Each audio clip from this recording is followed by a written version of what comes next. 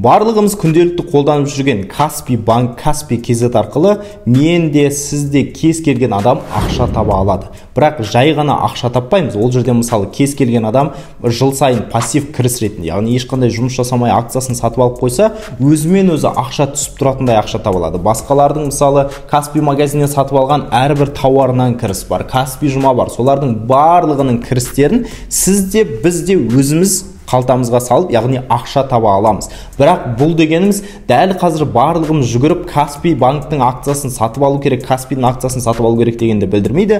Оған толықтай зерттеу жасау керек. Дәл осы видеода давайте Каспи банктың акциясына кішкене зерттеу жасап көрейік. Содан кейін оның Каспи банктың акциясын алу керек па, алмау керек па, алғыларыңыз келіп жатса қалай сатып алуға болады, қандай брокермен сатып аламыз, сол туралы толықтай ақпарат болады. Бұл видеоны мұқият көріңіз. Себебі бұл видеодан кейін мүмкін сіздердің өмірлеріңіз өзгеріп кетуі мүмкін сіздер мүлде жаңа дүниені үйреніп алуларыңыз мүмкін да. Ең біріншіден Каспи банктың акциясы туралы айтайық. Акция дегенде сіздер уже біліп қалуларыңыз керек. Мен парақшамда жүрсеңіз, яғни үлкен бір компанияның кішкентай бір бөлігін біз сатып алсақ, сол компанияның иесі боламыз да, біз акционер боламыз. Каспи банк, Каспи KZ-тің акционері болу керек па деген сұрақ үшін ең бірінші мына графигына қарауымыз керек та. Оның графигына қарасақ, 2021 жылдан бері Каспидің акциясы $140 жоғары бағада қымбаттаған. Содан кейін біздегі қаңтар оқиғалары болды, кейін Ресеймен соғыстар болды Украинаның ортасында да. Содан кейін бізде акцияның бағасы $40 дейін құлап кетті. $40 дейін құлап кетті. Сол моменттен бастап қазір көтеріліп келе жатыр, уже $90 жетті. Бірақ өзінің максимал деңгейі 145 деген бағаға жеткен жоқ. Бұдан біз не айта аламыз? Негізі жай ғана бұл фактке қарап ештеңе айта алмаймыз, просто көруіміз керек. Қазіргі $90 деген баға Каспидің жеткен максимал бағасы емес. Бұл біріншіден, екіншіден $40, бір акциясына $40-дан кезінде саудасы басталған, яғни $40 дегенде бір психологический отметка бар екенін көреміз, және жоғары қарай әлі көтерілу мүмкіншіліктері сақталып тұрған көреміз. Бұл біріншіден. Екіншіден, Каспидің жалпы ішінде қандай продукттары бар? Каспидің акциясын сатып алу үшін ең біріншіден енді оның ішінде қандай продукттары бар, олардың қаржылық жағдайлары қалай, сол туралы сөйлесуіміз керек. Ол үшін бірінші Каспидің тарихын айтып алайық та. Каспидің енді 90-шы жылдар осындай болды, сол тарихтарын емес, жалпы продукттарының ішінде қандай тарихтар болды. Қысқаша айтып өтем.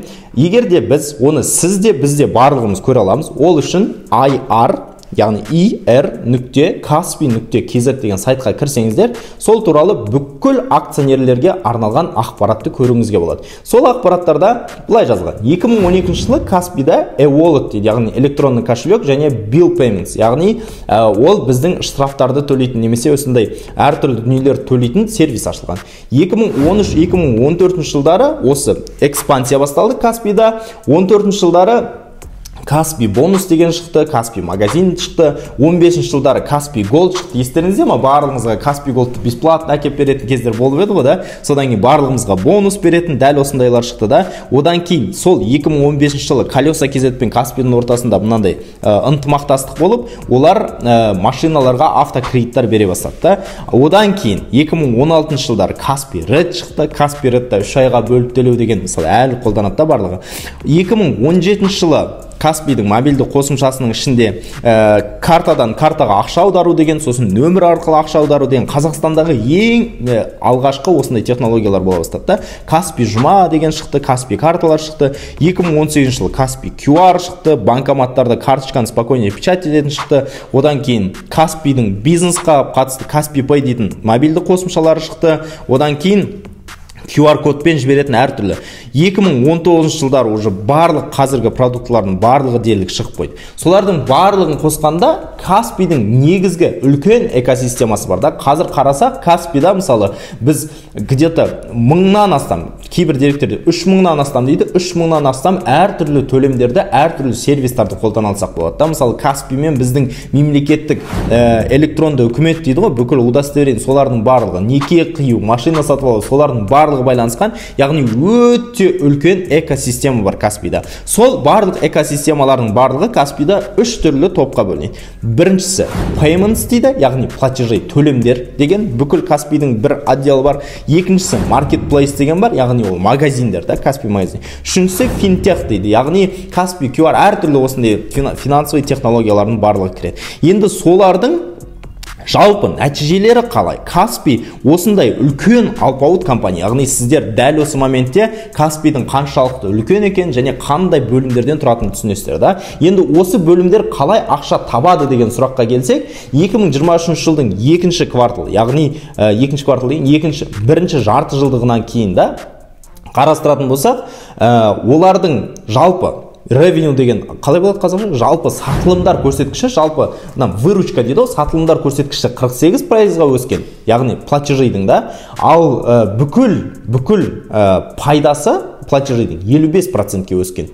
Ол қанша теңге десек, 113 миллиард теңге сатылымдары бар, осы жай ғана payments, яғни платежидің 74 миллиард теңге таза пайдасы бар. Сонымен қатар әрбір жаңағы 3 бөлімнің біріншісі платежи осындай нәтиже болса, marketplace деген бар да, содан fintech бар. Осылардың барлығы өсім көрсетіп, жалпы алған кезде Каспийдің 2023-тің екінші кварталына, яғни 3 айлық қана көрсеткішін қарасақ, 198 миллиард теңге выручкасы бар, және ол былтырғы жылмен салыстырған кезде 46% өсім. Және сол 198 миллиард теңге выручканың 44% таза пайда, яғни маржинальность дейді ғой, дәл осындай көрсеткіш. Бұдан біз не айта аламыз да? Бұл енді әркім әртүрлі айтады, бірақ менің жеке көзқарасым бойынша бұл өте қарқынды даму және өте қатты өсім деп есептеймін. Себебі сондай үлкен компанияға пайдасын жылына 40%-ке өсіру, немесе кварталға 40%-ке өсіру деген ол өте үлкен көрсеткіш деп есептейміз.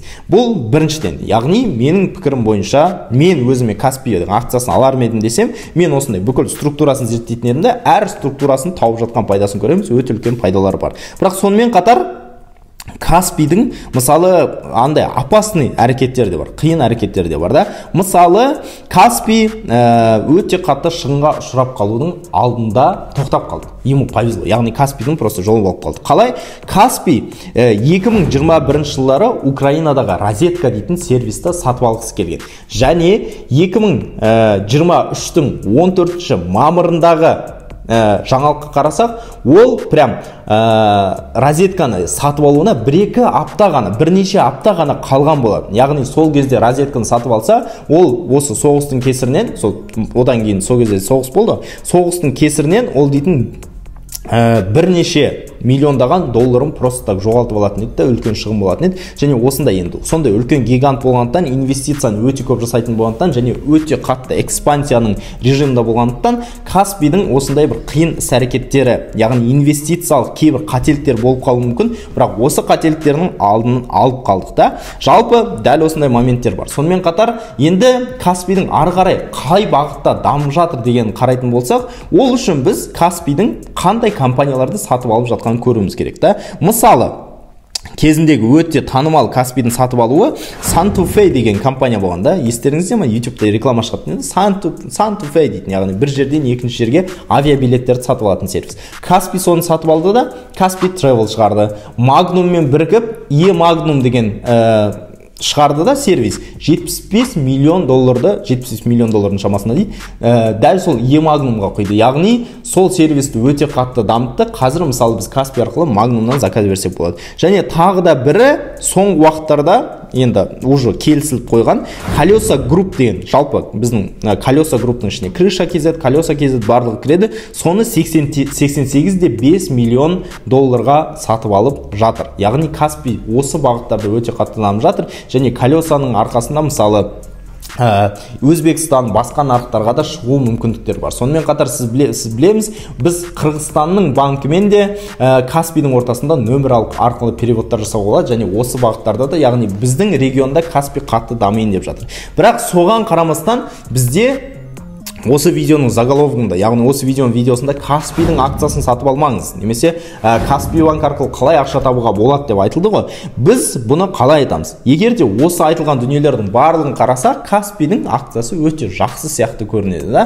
Бірақ бір күмән бар. 140 деген бағаға әлі күнге дейін жетпеді. Неге жетпеді деген сұрақ болу керек. Бұл біріншіден, екіншіден, тек қана бір ғана акцияны сатып алып, ешқашанда инвестиция жасауға болмайды. Себебі көрдік, мен сіздерге жаңа қауіпті бір мысалды көрсеттім ғой, розетканы сатып алатында. Яғни Каспий осындай дұрыс емес шешімдерді бірнеше рет жасайтын болса, немесе мынау жалпы геосаяси жағдайдың кесірінен Каспийдің жоспарлары орындалмай қалатын болса, ол бір қаржылық қиындыққа ұшырауы мүмкін. Сол кезде сіз бүкіл ақшаңызды бір ғана акцияға салып қойсаңыз, сіз де шығынға ұшырауыңыз мүмкін. Сондықтан, егер де енді Каспийді сатып алу, сатып алмау деген шешім сізге қалады ғой. Бірақ егер де сатып алатын болсаңыз, онда диверсификациялы, яғни көп акциядан тұратын портфельдің бір компаниясы ретінде, бір акциясы ретінде сатып алуға болады. Соны қарастырасыз. Ары қарай, бірақ бұл видеода мынау Каспий харам ба, харам емес ба, банктың акциясы, ондай дін жағынан қозғамаймын. Ол шешімдер әрқашан сіздің өзіңіздің шешіміңіз болып табылады. Мен ондай дүниеге араласпаймын да. Ал енді сізге сұрақ қойыншы. Мысалы, қалай ойлайсыздар? Осы Каспий арқылы қаншама адам ақша тауып жатыр ғой да? Және барлығымыз осы Каспийдан мысалы рассрочка аламыз, Каспийдан кредит алып жатыр. Соған байланысты жалпы халықтың закредитованность населения дейді ғой. Соған Каспийдің қаншалықты әсері бар? Бұл бірінші сұрақ. Ойларыңыз болса жауап беріңіздер. Себебі әртүрлі ойланған, мүмкін жан-жақты адамдарды көріп жүріп ойларын жазатын адамдар пікірлерін оқыған, олармен талқылаған маған өте қатты ұнайды. Бұл біріншіден. Екіншіден, қаншама туысыңызда кредит бар және қандай бар, соны жазып көріңіз. Каспийдан кім қанша кредит алады екен, соны жазыңыз. Және үшіншісі, Каспийдің акциясын сатып алар ма едіңіз және алатын болсаңыз, қаншауын аласыз, сол туралы да жазып өтсеңіз болады. Дәл солай. Бұл видеода сіздерге Каспий туралы толықтай түсінікті болды деп ойлаймын. Акциясы туралы да түсінікті шығар. Сұрақтарыңыз болса комментарийға жазыңыздар, мен жауап беруге ризамын. Және де менің осы YouTube парақшама подписывайтесь етіңіздер, яғни жазылып қойыңыздар. Маған әрбір жазылушы өте қымбат. Және лайк басыңыздар. Мына видеоны менің ойымша сіздер туысқандар деген WhatsApp группаға обязательно жіберулеріңіз керек сияқты. Себебі барлық туыстарыңыз Каспийдің акциясы арқылы, Каспий арқылы қалай ақша табуға болатын мүмкіндікті көру керек, я? Және лайк басыңыздар, менің Instagram, Telegram парақшаларым еркін тыркеліп қойыңыздар.